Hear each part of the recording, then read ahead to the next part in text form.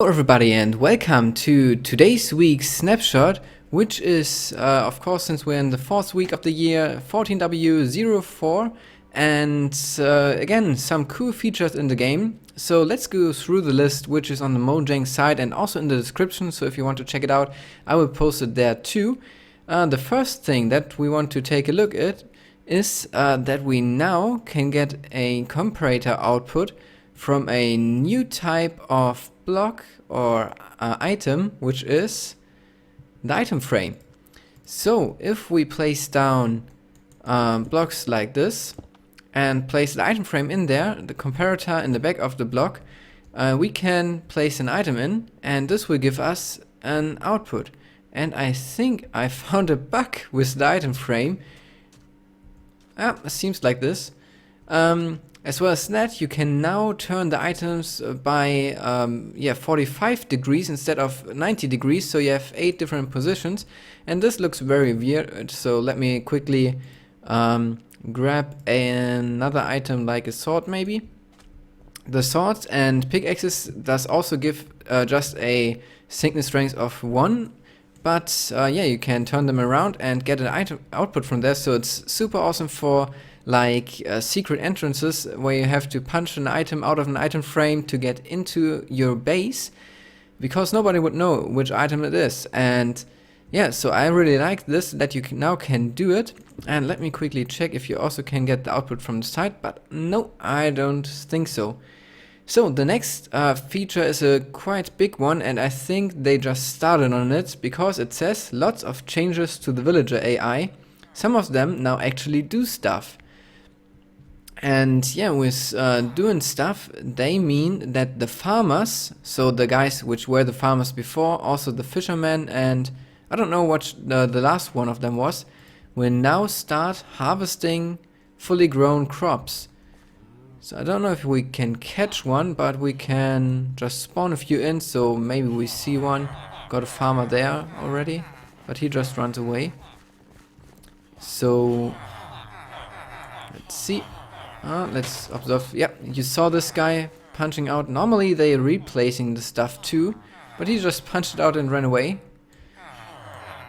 So yeah, that's a cool feature. I don't know if you can automate it already, because they are picking up the stuff quite fast, as you saw over here. And I really like this feature. It makes the villagers more logical. They are not just being around and you can trade with them, but they actually do stuff, and it's a nice thing to watch. And maybe then nice to have villagers in your builds, so you have some people in your base that do stuff. The next thing on the list is that Fortune should give a 1% chance of rare loot per level, it says, but I couldn't figure out what is meant by that.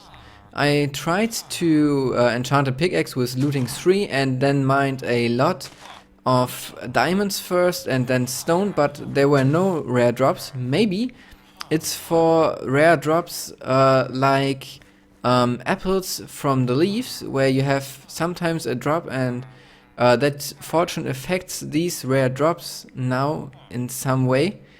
But maybe there's something else that I didn't find, and I'm sure that you know about it already. So if you know about it, please write in the comments so others see it too. They also now redid what they changed in the behavior of killed golems and zombie pigmen. It was in the last snapshot that they didn't drop anything when they were killed by lava or anything, but only dropped gold and iron for damage that made players made to them, and that's now changed again. So it is like it was before. If you kill a iron golem, for example, with lava, it will drop the iron. So talking about iron golems, I've placed down a little setup here with the iron and a dispenser with a pumpkin inside. And you now can spawn the iron golems by flicking or giving redstone signal to these dispensers, and the iron golem will spawn. The same goes for the snow golems. And what is super awesome, the wizards. So you can just place down 3 dispensers, have your soul sand underneath, and dispense the heads on top of the wizard. Actually, I'm wondering right now what happens if I grab myself the soul sand and just fire one of the heads. Oh, the heads are right here, I think. So if the head gets placed by this, because that would be quite awesome. So, oh yeah, updated it and it got placed. So what happens if I do it like this maybe? Does it get placed too? No, but you can, to scare somebody, place down a soul sand block, or maybe it needs to be the structure. Let's make a final test here. Oh yeah, it needs to be the structure, but you can place single heads and they will get placed as a block on top. And I like this feature because you can go away from the wizard and spawn it from a safe distance, maybe wire up a dispenser with a water bucket too. So you don't have the explosion damage to the environment. As well as that, they did again a lot of bug fixes. I went through the bug tracker too, but there was nothing too important to say. But as a new feature, they have in their list that the dead bushes in deserts now burn if they catch fire. And yeah, that's for me just a bug fix, but they have it in a list.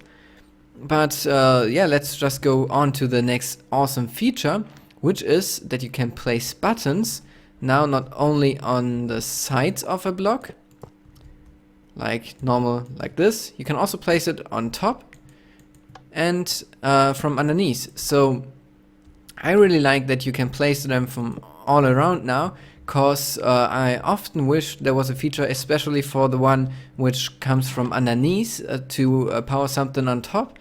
And yeah, for doors, for example, it comes in super handy to have it on the floor in front of the door on the outside instead of a pressure plate, so you can just walk to your door, press a button and go in. And I personally don't like the buttons on the walls, because you then can't do something with stairs, for example. So it's a great feature. So that's already it for the survival features. There should be some Seecret changes again and some balancing tweaks as in every snapshot. And for mapmakers, there are now also 2 new things in there, and of course all the bug fixes again. But the first thing I want to show you is that you can now dispense, not dispense, but yeah, make particles, or I don't know how to call it. It's an effect for displaying particles. And if I go to this view and do this, you can see the lava particles there. And maybe a little fun thing would be to grab myself a command block. Let me actually do this real quick. So this setup, and if I now copy in the command in here and do add all, we will hopefully see lots of particles around me. So I'm now a little fireworks. And yeah, the last thing change I want to mention is that you can now for the fill command do a replace tag and replace single objects, and it's quite annoying with all the commands. Replace single blocks in a structure. So what I want to do now is try to change up the village here by replacing all the wood. So let me type in the command for this. Let's try this. No, this didn't work. It wants a number at this position. I don't know why, but let's test it like this. Too many blocks. Okay, let's do less blocks then. So maybe only 280. And it worked. So it's, let me show you again. This is just the coordinates, then which block you want to have there. Then you need a number. I don't know. Oh, this is. Oh, I should have made a 1 there, so I have quartz.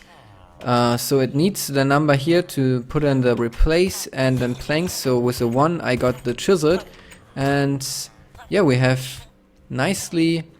Oh, replace stuff here. And while trying to getting this command, I also figured out that if you press F3 now, you can see if you look up here where the coordinates are, that the coordinate in which you're looking gets bold, and that my crosshair is now a coordinate system, so I can always take a look in which direction are the positive x's, so I know x is bold and it's facing this direction, so I'm going to positive x, and over here I'm going to positive z. So that's a awesome change that I really like too. And that's already it for today's snapshot review. So I hope you enjoyed it. If you did, feel free to leave a like, they really help. Subscribe if you haven't already, and share this video with your friends. And I will say thanks for watching and see you in the next video.